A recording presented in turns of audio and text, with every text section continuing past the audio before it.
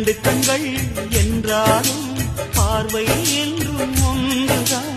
உருவத்திலே தனித்தனிதான், உள்ளம் என்றும் ஒன்றுதான். ஒரு சேவல்தான் நடை காப்பது, இந்த அதிசயம் பாருங்கள், கண்ணனை வாழ்த்துங்கள்.